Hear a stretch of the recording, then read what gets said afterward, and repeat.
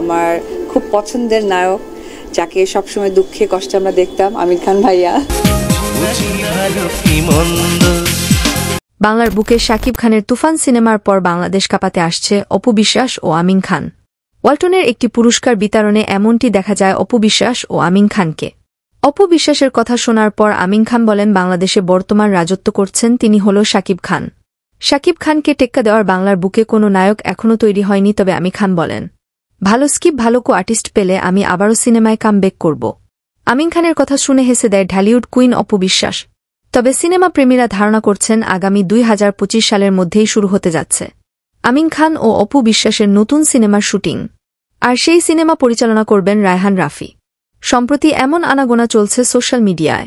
তো প্রিয় ভিউয়ার্স, আমিন খান ও অপু বিশ্বাসের যদি কোনো নতুন সিনেমা আসে, তাহলে কে সিনেমাটি দেখবেন তা আমাদের কমেন্ট করে জানিয়ে দিতে পারেন।